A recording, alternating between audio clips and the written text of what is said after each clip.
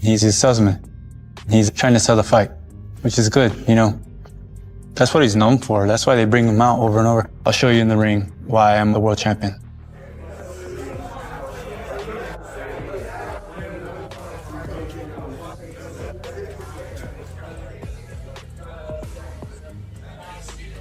There's no off season. 4th of July. Fighting that.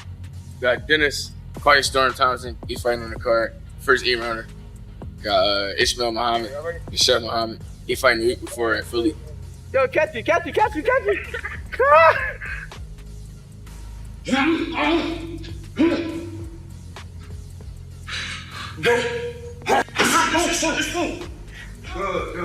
Boots can adapt to any style, any situation, you know what I mean? We don't have to work on nothing. And goal was, when I was to turn pro, I would win every belt, every weight division that I'm at. And we starting it now, so I'm gonna make them dreams come true. 10 years time, me, a retired, undefeated legend, chilling in my mansion in Jamaica somewhere. As the biggest fight of their careers gets closer, Jaron Ennis and Sebastian Fundora are moving toward a matchup that could completely shake up the 154 pounds division. On the Porterway podcast, Shawn Porter discussed the possibility of Fundora facing Ennis and explained why Fundora's recent performances have made him impossible to ignore. Porter believes the unified champion has proven himself to be a serious threat, and anyone expecting an easy night against him is failing to understand the challenges he creates in the ring. So, let's just for the sake of the analogy, it's like, you see, and we'll use Jamie Foxx as an example. That's my guy. So let's say Fox is one thing on screen, and then off screen, he's a completely different person. You just don't know, you know. So on screen, Boots looks like he's supposed to beat Sebastian Fundora because he's so fast, because he's so electric, because he's shown tremendous power, because he's shown so many different movements and techniques, and everything jumps off the screen when it's Boots Ennis. But then when you got, like I always like to say, another weapon standing across from you, negating some of the things you do, forcing you to turn off some of the stuff you do. Now here's the thing that Shawn Porter pointed out that elite fighters should not be judged simply by what they look like on screen. And this may appear explosive, fast, and extremely powerful, but Porter believes facing a fighter with Fundora's dimensions is an entirely different test. Fundora's extreme height, unusual style, and ability to neutralize an opponent's strengths can force even top-level fighters to abandon their normal approach and adjust as the action develops. I don't know if they game plan. To me, it seems like Boots is like, and Dad Bozy, we just gonna get you ready. Can't nobody beat you. Well, sometimes you gotta get ready for the guy across from you. And what I now know about this dude, he getting ready for who's across from him.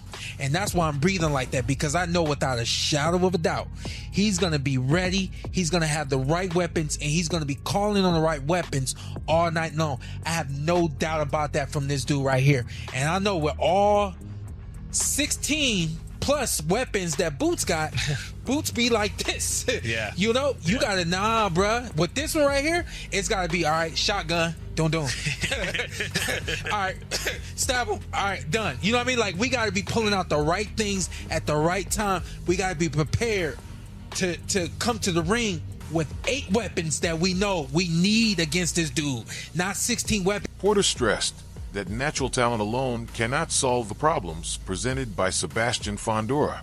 To beat the massive champion, a fighter needs a detailed strategy designed around the specific difficulties Fundora brings.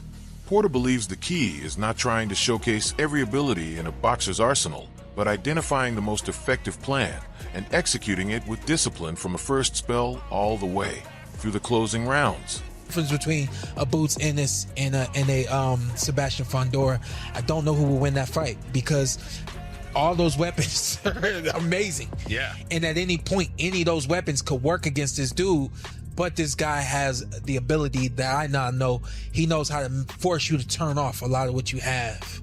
So I don't know. Shawn Porter repeated his belief that ability without the right strategy will not be enough against Sebastian Fundora.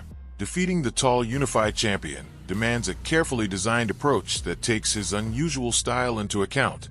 Rather than attempting to rely on every weapon available, Porter says the boxer must find the tactics that work best against Fundora and then stick to them with control, discipline, and consistency for the entire fight. Then in person, you go, once it's fight night, and he's across from you and throwing 60 punches, you go, Yeah. that motherfucker is really tall. Yeah. He's really big. And it's different. And It's different. And you've Yeah. sparred with heavyweights because they're that height. And you know, and it's just on fight night, things are just a tad bit different. I will say this about Keith. I don't. Looking ahead, Jaron Boots Ennis has made his ambitions very clear. He wants to become the undisputed champion at 154 pounds. Ennis has pointed to unified champion Sebastian Fundora and British contender Josh Kelly as two opponents he would be willing to face. His focus is on securing meaningful fights that move him closer to collecting every major title in the junior middleweight division. The better the fighter is, the better I'm gonna be. You know, the sharper I'm gonna be. So, you know, I'm here to, collect these belts. And, I want to be undisputed at 154, and I will be undisputed at 154. I didn't get to do it at 47. So, the next best thing is, Fundora or, Kelly. And I feel like everybody want to see me and Fundora. When discussing the opponents he could face next, Jaron Boots Ennis has suggested that Sebastian Fundora presents a bigger challenge than Virgil Ortiz Jr. while still acknowledging Ortiz's ability.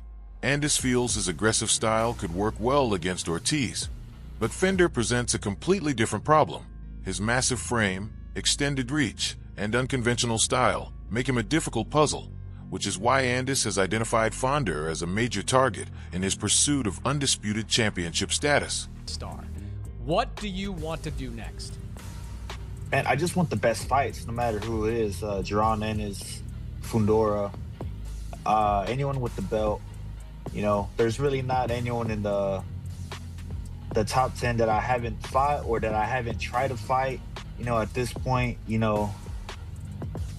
people just need to take the fights, and a lot of people want to say, how come you haven't tried this route, just because I'm not calling people out on social media like everyone else does doesn't mean I'm telling my manager, hey, let's make this fight. That doesn't mean I'm not talking to the WBC like, hey, how come we haven't made this fight happen yet? You know what I mean? Like, we've done our part. I'm not a very vocal guy. Well, I'm starting. While discussing the highly anticipated fight with Jaron Ennis, Virgil Ortiz Jr. said he has consistently instructed his team to pursue the matchup. Ortiz made it clear that he has been willing to move forward and suggested that the delay has not come from his side. From his perspective, the opportunity remains available, but the other camp has yet to fully accept the fight. Fundora, would you consider Fundora and, Ortiz same level as Zayas, or do you think they're a step up?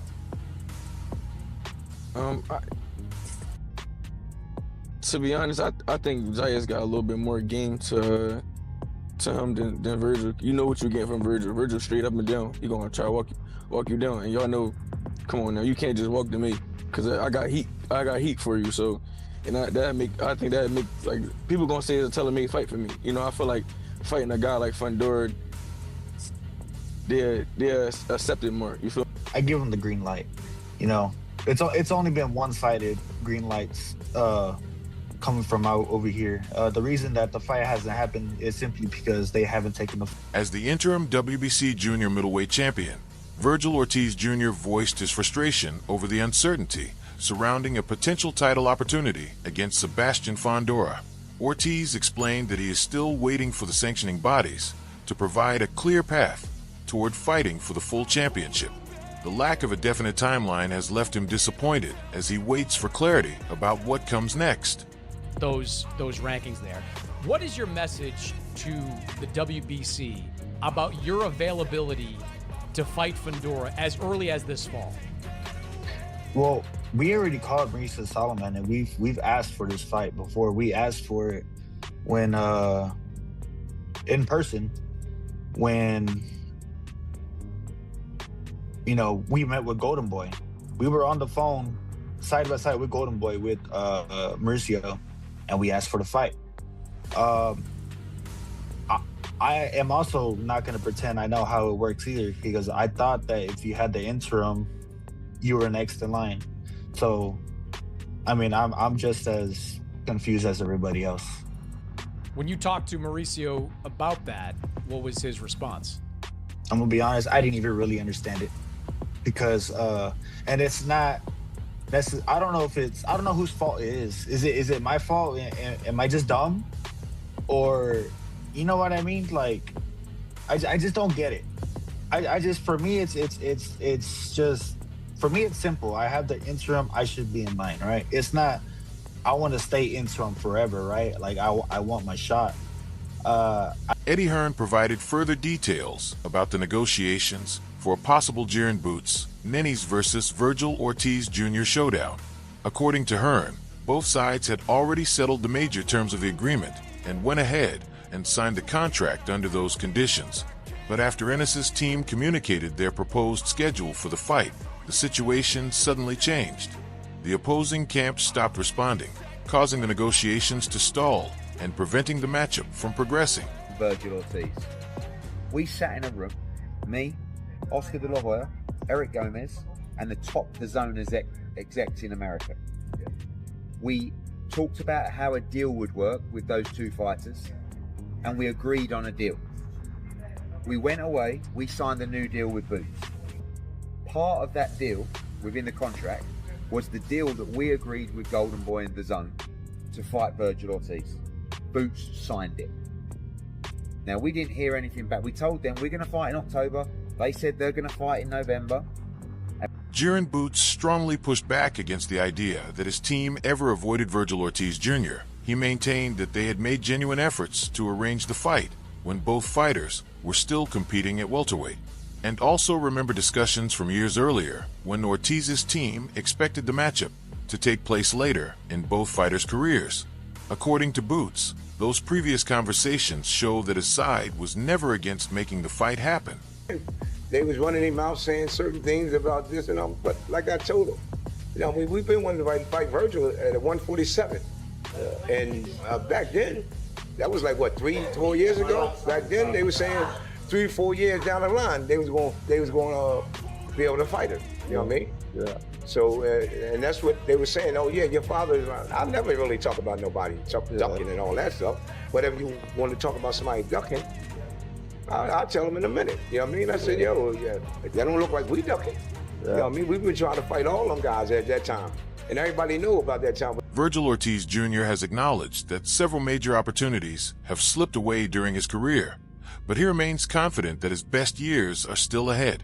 At 28, Ortiz believes he's entering the strongest stage of his career and remains determined to secure the biggest fights available. He wants to continue building his legacy regardless of the obstacles, delays, or politics that can sometimes surround professional boxing. If I'm being honest, I just feel like I'm just knocking on the door of one of those big fights and I'm waiting on those opportunities. So that's exactly where I was 2 years ago. You know, I don't know. I feel like I'm almost like blacklisted in a way. You know what I mean? That's how I honestly feel, you know? When Madrimov had won his WBA title, I believe I was #1 and I should have fought him next. Obviously, I beat him, right? But Crawford got to jump the line from 147, you know, being undisputed, and he got to win the title. Well, obviously, from my point of view, that seems a little unfair. You know, I could have had that title. And I don't know. Like, in Sergio Mora's words, shoulda, woulda, coulda, right? Sebastian Fundora has also made it clear that he remains interested in facing the top names at 154 pounds. He specifically mentioned Jaren Boots Ennis and Virgil Ortiz Jr. as opponents he would be willing to fight. Bon Pandora also suggested that one of those major matchups could potentially take place early next year, adding even more anticipation to the future of the division. There's you, Josh Kelly, and now Boots with the belts. Out of those two, who would you want to fight first? I'll bring whoever, man. We were in talks for Josh Kelly, but Josh Kelly wanted to fight in July in England and all these things, so that fight fell off. But I mean, by the time Boots became champion, unified champion, we already had this fight lined up with the mandatory. So, but I like both of those fights. I like both of them. Next year, yeah, well, we've always been like the past 4 years been fighting in March. I'll see you guys in March. Hit me up. I'll see you guys in March. Chris Algieri described Sebastian Fundora as one of the most difficult stylistic challenges in the junior middleweight division. He pointed to Fundora's extraordinary height and reach, while also noting the major improvements the champion has made since his victory over Brian Mendoza. Algieri believes Fundora has become more disciplined and polished, particularly with his jab, while doing a better job of avoiding the unnecessary risks that previously exposed him to danger. He's so long, and he's getting better. He's improving. He's improving. He's learning how to use his size. He's using his jab. He's being more disciplined. He's not taking risks like he used to. Talk about a guy who used to allow people to hit him and then has figured out that you shouldn't do that at the highest level in that Brian Mendoza fight. But since then, he's been very, very good. So, yeah, I can understand why people would see him as the final guy because, again, with those physical advantages and the way that he's getting better. Bradley also praised Sebastian Fundora, highlighting both what the champion has accomplished and the difficult road he traveled to reach the top. Bradley believes Fundora has become such a dangerous opponent that some contenders may now be reluctant to step inside the ring with him. In Bradley's view, certain fighters could choose to wait and see whether Fundora begins to decline rather than challenge him while he remains at the highest level of his career. For him, because that man is from around my way. He's from around my way. He from the valley. I got none but respect for Fundora. They see the danger in fighting him right now. Chris Algieri also raised concerns about Vergil Ortiz Jr.'s recent lack of activity, explaining that extended periods away from competition can become a problem in such a demanding division. He mentioned fighters like Josh Kelly as examples of the high-level opposition waiting for Ortiz. At 154 pounds, Algieri emphasized there is very little room for inactivity because every opponent can present a serious test. Because you got sharks circling. And Duran, with the level of talent he has, he can beat anybody on any given night. So, yeah, it's a really interesting time. And then even like I got another title list, Josh Kelly. Yeah. Very, very difficult style. And he knows what he is, he knows what he isn't. He will fight his fight. So he's a disciplined guy. He's got a lot of heart. He showed that in the Murtaza Liev win. So yeah, it's a lot of very good champions at 154. We got to see how they all match up. If you enjoyed this breakdown, make sure to like the video, subscribe to the channel, and turn on notifications so you never miss the latest boxing news, interviews, and detailed fight analysis. This